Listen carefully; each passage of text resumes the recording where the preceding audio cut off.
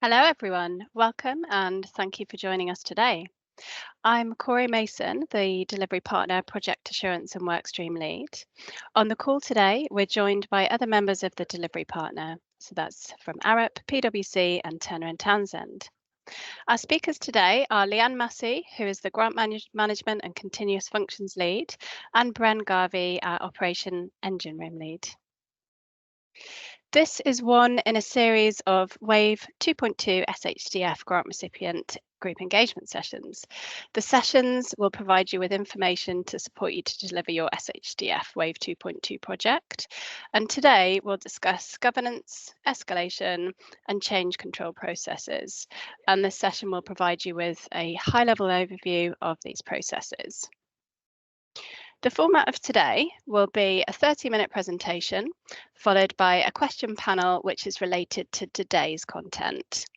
The panel will last for up to 30 minutes and the session will be recorded.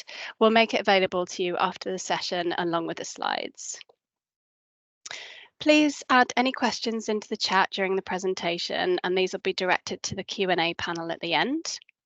As a reminder, any project-specific questions should be directed towards your SPOC once you're introduced or your regional leads in the interim, and it will be your SPOC after the initial kick-off meetings. Your cameras and mics have been disabled and they'll be re-enabled once the question panel begins. The slides and recording will be made available after the event in a follow-up email. And I'll now hand over to Bren Garvey and Leanne Massey for the presentation. Thanks, Corey. Good afternoon, everyone. I'm Bren Garvey, so I'm going to take the first part of these slides. Next slide, please. Next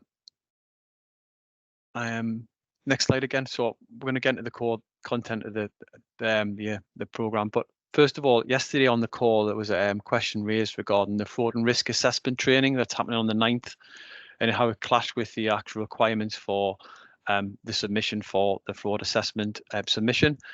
Just to clarify, the training that we're going to be delivering has no direct impact on that fraud risk assessment submission. So what I really need you all to do is still making sure that the submission happens before the 9th of April. Now I appreciate that part of your assessment or your application, you highlighted that you had something. So please just whatever you've currently got, please ensure that you just submit it. It is just an assessment process, and once we've got that, we can assess it, and then we can start working with you to improve it and validate the information in there, and that'll be done with your SPOC. So just to reinforce, please make sure you get your submissions in for the 9th of April still, and also attend the session if you're available.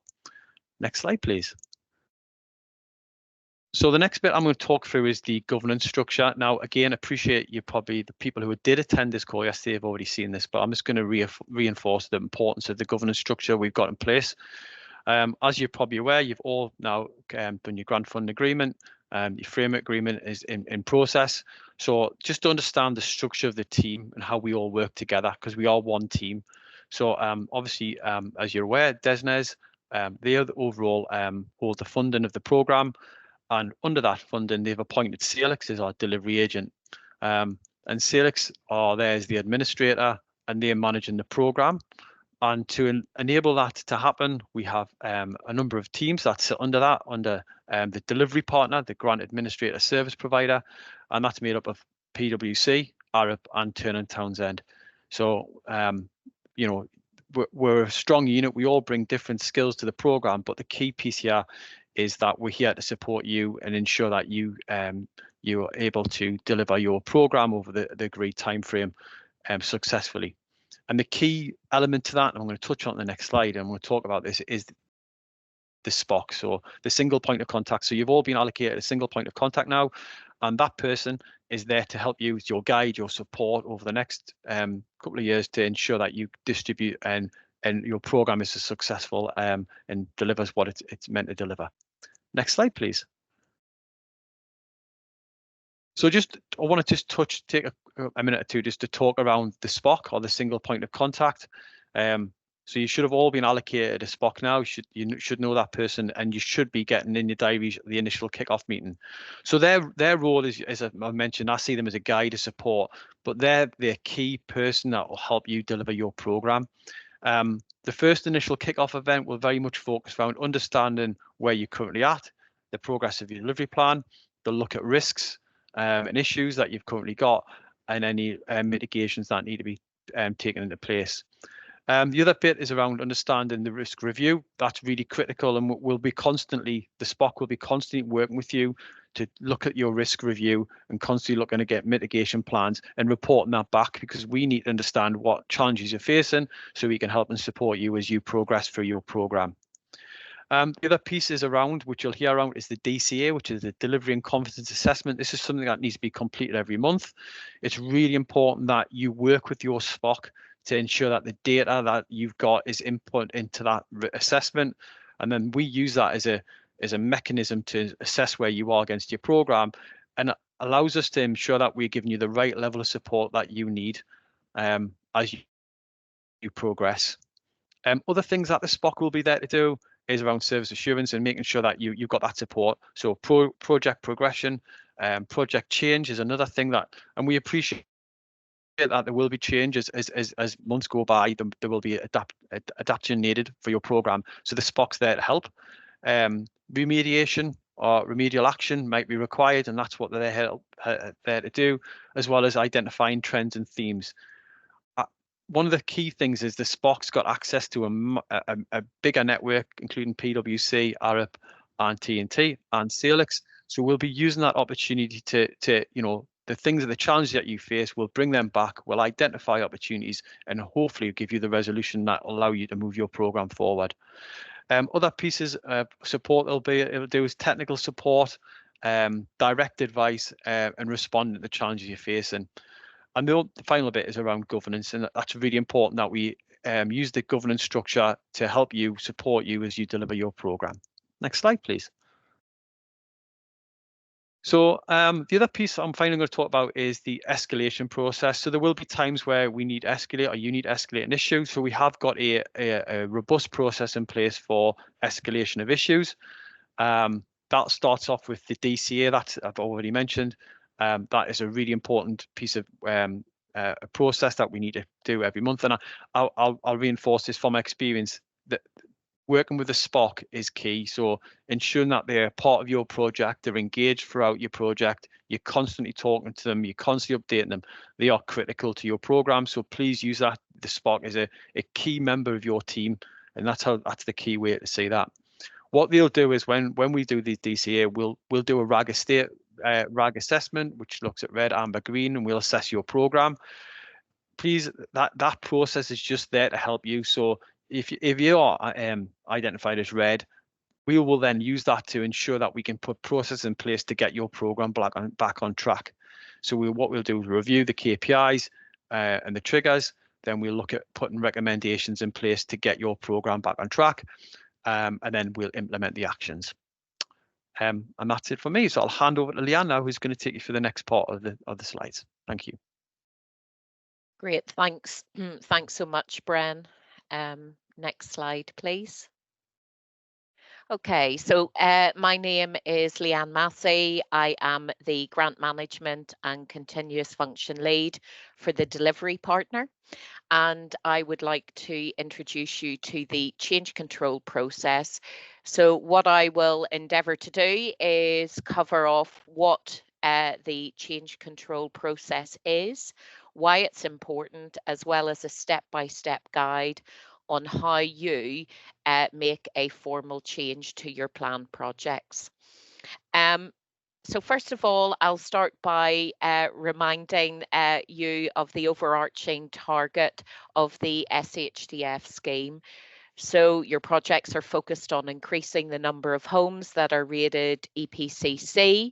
And we all know that this is a priority because an increase in homes rated EPCC will result in carbon savings, contributing to the government's net zero target, as well as leading to lower bills for customers. The change control process is designed to support you with formal changes to your projects in a way that protects these priorities and these benefits. Next slide, please. We want you to deliver your projects as planned. However, we appreciate that there may be instances where things do not go as planned on your project. And despite having explored all mitigations available to you, the only route left is to request a formal change to your project. The process of seeking approval for a change is called a project change request. This process operates under strict parameters. All changes are reviewed by the delivery partner to understand the scale and the impact of the change. And just to reiterate, this is because we want to make sure that we're minimising any negative impact on the overall benefits of the scheme. Next slide, please. Controlling change is a good thing. It means that the change and their impact are fully explored and understood. We, the delivery partner, will actively support you in exploring different solutions and a clear way forward that minimises any negative impact on your project timeline, spend and KPIs. The process is formal. Even low-level changes require approval, and we've established different pathways for review of your low, medium and high-level changes. We are really working to do our best to make sure that your requests are reviewed and more importantly, a decision is taken quickly. The process itself will provide a clear record of requests made and decisions taken, and it allows us to track any change and deviation from your original planned project baseline. Next slide, please. We recognise that things don't always go as planned, and here are some of the most common triggers for a project change. So the very obvious one is a change to the project timeline. There's also, we've seen changes to consortium membership that require review and decision, changes to the number of homes that you're planning to deliver. Now, what I would note here is that we do have instances where the change reflects an increase. This is not just about a reduction in number of homes. So very much see this process as supporting and helping to, improve and increase the success of your delivery. Also, changes to your measure mix require formal review and approval, as well as changes to your project budget or indeed your capital spend. As I've said, all of these changes, when needed, require formal approval, and if you proceed without it, it could put your eligible spend at risk. But we are here, your SPOC is working closely with you, and we, the delivery partner, will work with you to avoid that risk and that scenario. And we will help guide you through the process and work with you on your changes so that they are well thought through, that they are evidence-based, and that they're absolutely necessary in helping you deliver your project. Next slide, please. Moving on to roles and activities. So the next set of slides, I'm going to quickly just take you through the role and the key activities for the grant recipient, the delivery partner, delivery agent SALEX and DESNES. We all have a role in supporting effective project change control process. So the role of the grant recipient in change control. You play a really critical role in the change control process. You are ultimately responsible for the timely, effective delivery of your project. When issues and challenges arise, we do ask that you speak to your SPOC and inform them of this at the absolute earliest. We need to know the barriers that you might be facing in your day-to-day delivery. By talking these through with your SPOC, it will help us support you as you're exploring mitigations, and it will also help in guiding you as to when to raise a formal project change request. As grant recipient, you understand your project best. When a change is absolutely necessary, your SPOC will work with you to make sure your change is within the scheme parameters, that it doesn't negatively impact on the overarching benefits of your project, and that it is presented to panel for decision in a timely manner. We've been running the change control service for around 9 months now. And what we have learned is that, sometimes if changes are sought a little bit too early, it can then result in repeated requests, which is not ideal and can interrupt delivery. We also know that if it's left too late, that can impact on delivery timescales. So your SPOC will be there to help and support and advise you on that. As grant recipient, you're also responsible for providing your SPOC with information on the challenge you face, as well as an indication that a change is likely to take place. We call this an early warning, and it's really critical that we are kept informed of early warnings that are potentially coming down the track into a more formal change request. As I've said, if a change is required, if you've talked it through with your SPOC and we're in agreement that it absolutely needs to be made and there are no alternative pathways or mitigations remaining, then you as the grant recipient are responsible for completing the project change request form. So this is a detailed summary on the nature of the change, the impact of the change, as well as the rationale. Now, once this is submitted, depending on the complexity and the level of information provided, there may be instances where your SPOC asks for further additional information from you, and we would ask that is responded to on a timely basis. And then just finally, as grant recipients, once a decision is taken and hopefully an approval is to your change comes through, you are then responsible for complying with the conditions of the change. Next slide, please. The role of the delivery partner. So this is a summary of the support that we are here to provide you with. So we are here to support you in monitoring your progress, including any issues or risks that you face.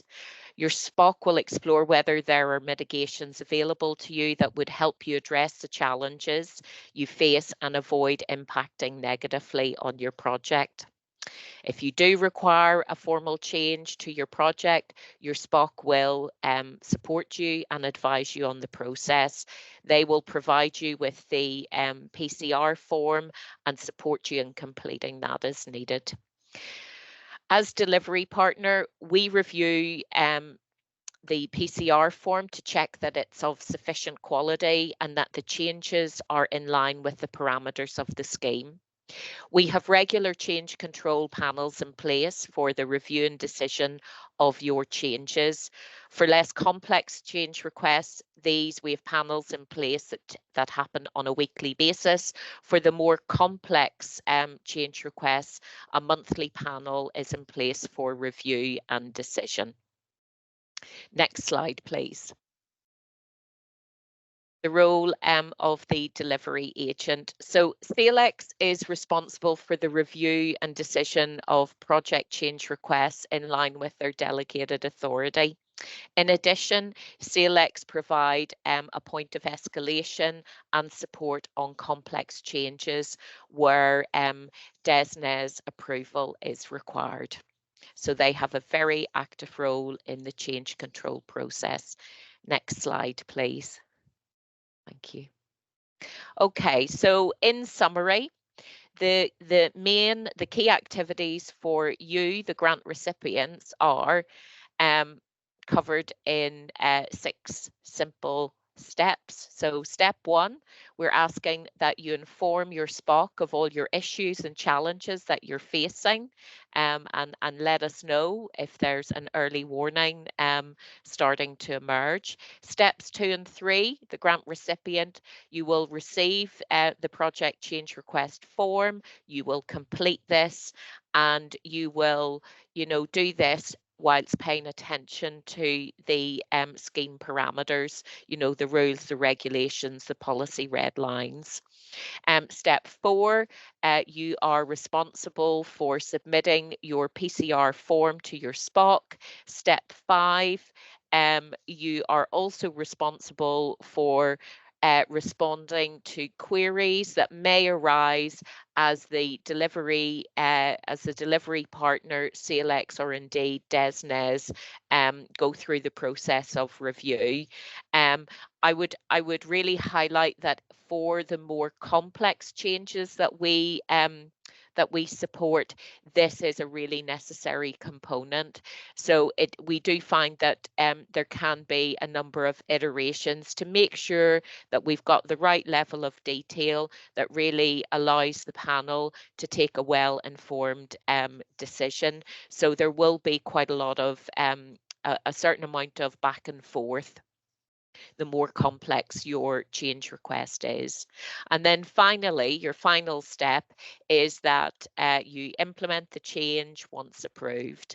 And this also includes updates to your plans as required. Next slide, please. So just a brief summary here of the main responsibilities and activities for the delivery partner. Again, we've done this across the 6 key steps. So the first step, we, the delivery partner, are responsible for informing CLX and DESNES of early warnings and change requests that are coming through. This happens on a weekly basis. We are also responsible, our team of SPOCs are responsible for providing you with the project change request form and to give you guidance and support in completing that and on the process itself. Step 3, the delivery partner, we will review the information you provide to us, and we will check that what you're asking for is allowed within the scheme's policy red lines.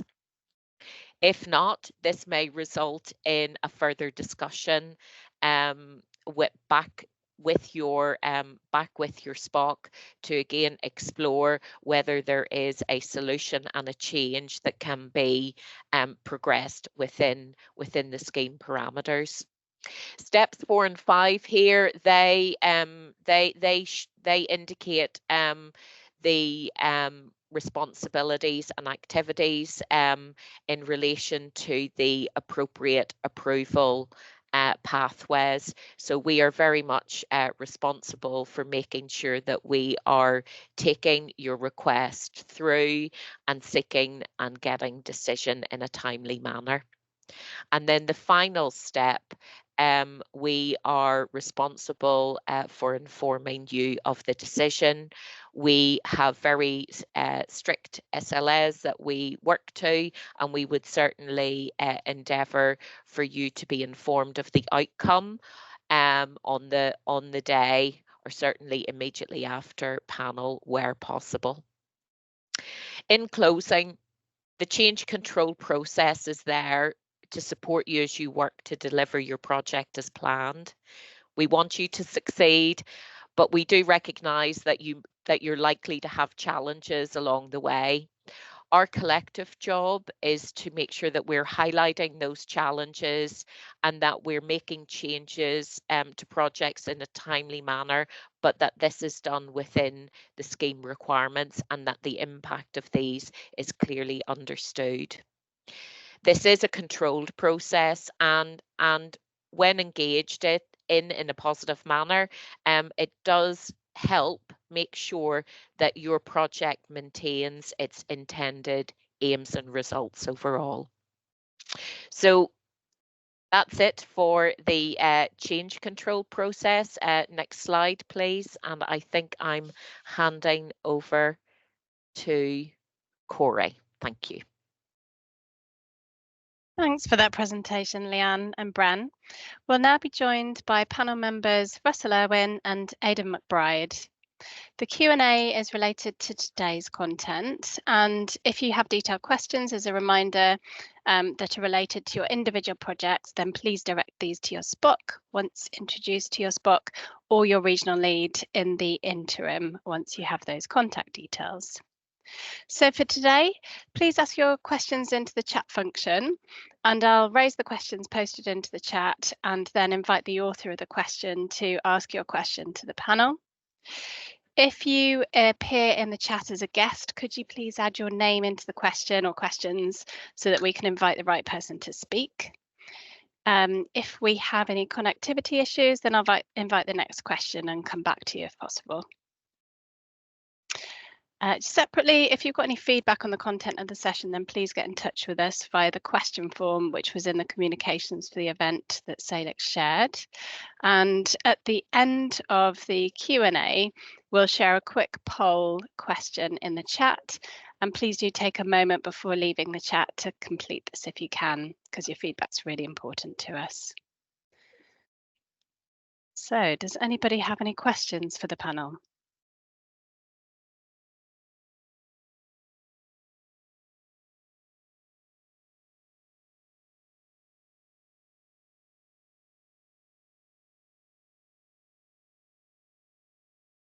If you can pop them into the chat, then that would be great.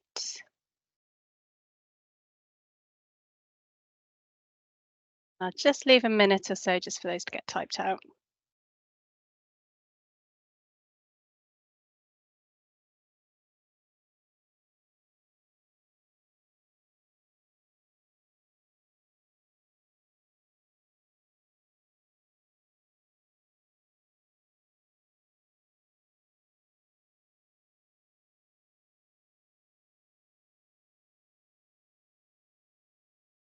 Okay, I can't see the questions coming through on chat, so I'm just going to call out in order of the hands that have been raised there.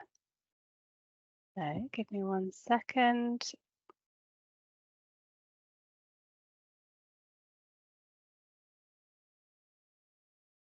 Andrea Morley, if you could put your camera on and then ask your question, please. Yeah, sorry, I'm not able to put the question in the chat because it's No disabled. problem. I'm just wondering, just from an operational perspective, if you can just give us some real life examples of maybe one of the really minor change requests that has gone through and then one of the more complex ones, just to give us a bit more feel for exactly what sort of things others have done in the past. Thanks for that question. Would one of the panel members like to answer that one? I can probably handle that one. Thanks, Aidan. No problem, Corey. So Andrea, yes, in terms of some of the minor changes, so I think Leanne had gone through some of the ones that we've seen before. So usually what we would class as a minor change would be the likes of the timelines to the milestones or KPIs.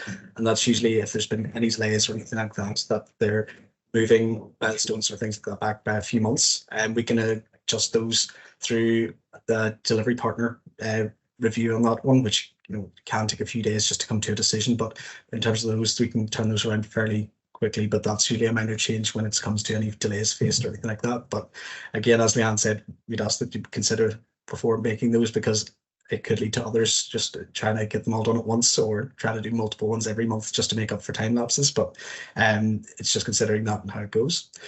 In terms of the more major changes, so there have been, for example, one of the more complex ones is changes to consortiums.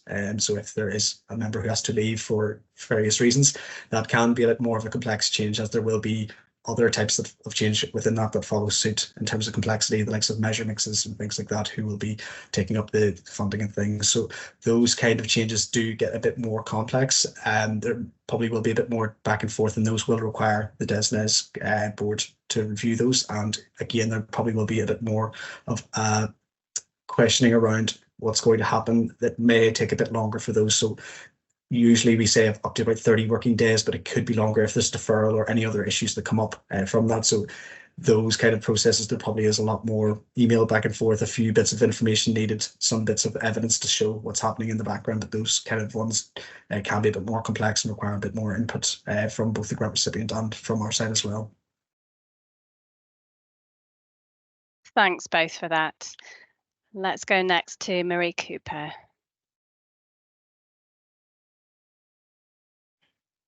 Yeah, hi everybody. Yeah, same here. I wasn't able to put the question in the chat. It was disabled for me.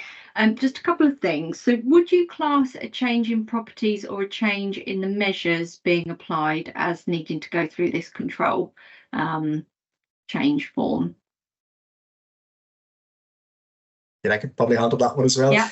Yeah, in both of those scenarios, they would both need change of code control. Okay. Now, depending on the kind of variance on it or how big or small the change is, Yeah. it will depend on how quickly or slowly it goes through the process. But if it's a minor change or like for like or just changing addresses, we'd still need to be informed. Or if it's larger changes to measures, that will also need to go through it. And again, depending on how many changes and how big the change in the scope of that is, it will dictate what level of kind of decision making is required for those. Okay, well that's handy to know. And then the others is not necessarily for this, but I think yesterday when we had the meeting, you said that the SPOC obviously would be notified later on, but that we would be sent out our regional lead yesterday, and I haven't had any communication of that yet. Yeah, thanks for bringing that up. So so we're anticipating getting those out within the coming days. So you've not missed the communication, it just hasn't come out yet. All right, lovely. Thanks. Thanks for those, Marie. Thank you. Okay, let's go to Wendy Malone next, please. Hi, mine was exactly the same as Marie. I've not seen the slides from yesterday, and I think it's really important that we get that contact for the SPOC as soon as possible, please. Yeah, and just to note that it'll be the regional lead in the interim before you're introduced to the SPOC, which will be later on in the month in April. Thank you. And noted that you want to be put in touch with the regional lead as soon as possible. We'll get that out as quickly as we possibly can. Thank you. Thanks, Wendy. Next, let's move over to Rafe Bertram. Hi, Rafe. Hi there. Thanks for all of this. Two questions. One is about the SPOC. If I've been speaking to somebody very helpful from Turner and Townsend who's been helping me with the grant funding agreement signature. Is that are they the SPOC or the regional lead or somebody completely different? Yeah, so you most likely will have been speaking to somebody from the assessments team or an associated member, but they're in a separate team. So it would that person wouldn't be your SPOC or your regional lead. It would be somebody else. Okay. Well, looking forward to hearing about who that person is. Thank you. And the other question is, will you cover tomorrow the issue of the accountant's letter of engagement in Schedule 2 of the grant offer letter? That is a very good question. I wonder if any panel member is able to answer that. If you can, put your hand up, and if not, we'll take that one away and come back to you. Thank you. I'm going to say no, that level of detail isn't covered in the slides tomorrow, but if you put that, have you got access to chat? If you put that in the chat, we can specifically look at that and see whether it was a bit of a sort of surprise to me, and I just love to understand it because I'm sure it's all very sensible and I should have clocked whatever it talks about before. But yeah, I will put that in the chat now. Thank you very much.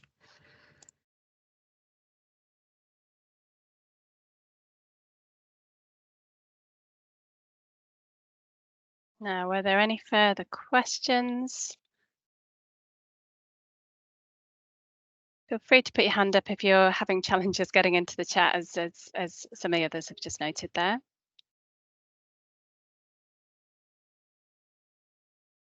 Just while we're waiting for that, I know there are a couple of other pertinent ones that came through when we were running the session for Wave 2.1 that we thought might be helpful for those on the call to understand as well. So we had a question around the tolerances and the thresholds for change requests. So Aidan, perhaps you could speak to that. Yeah, I can indeed. So I alluded to some of them there. So there will be certain tolerances when it comes to change requests, and it all depends on complexity and size compared to the program. Smaller level changes, the likes of those timelines or less complex ones, will go through the delivery partner for review, and those can be turned around fairly quickly. We get up to about 5 working days for those.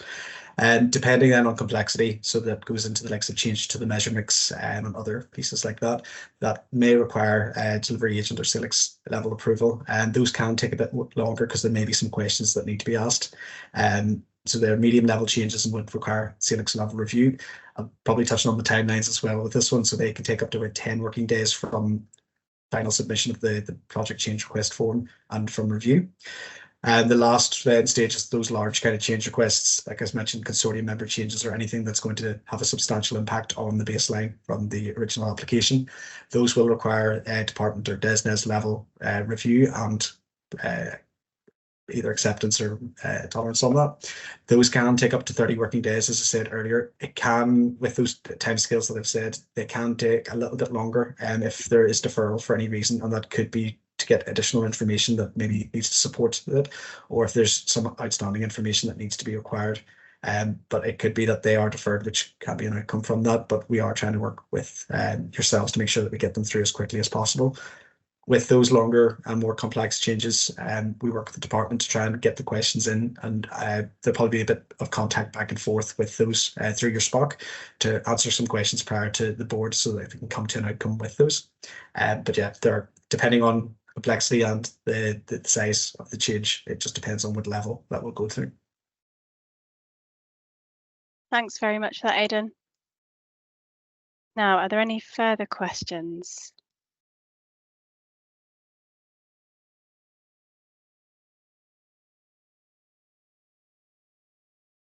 Okay, I can't see anything else coming through on the chat, and I can't see any further hands raised. So we'll move to close the session there. But just before we do, as I mentioned earlier, we're just going to drop in a quick poll into the chat, which should be coming through soon. And if you could please submit your vote. And please do let us know if you're having any challenges with submitting a vote for those people that also couldn't drop your questions into the chat, just so that we're aware if nothing comes through.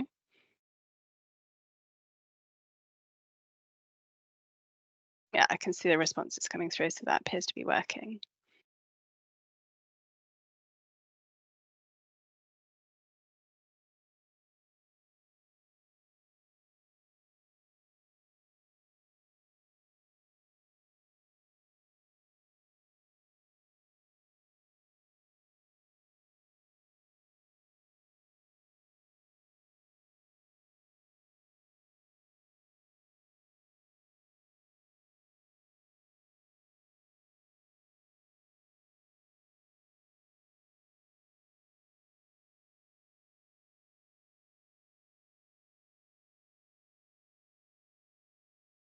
So I can see we have around 31 responses that have come through. So thank you very much for those that have submitted your responses there. If there are any others that are still working on your response, then please do submit that. Alternatively, I just want to say thank you very much to all of the panel members today, and thank you very much for all of yourselves for attending the session today. And we look forward to seeing you on tomorrow's session. Thank you very much and goodbye.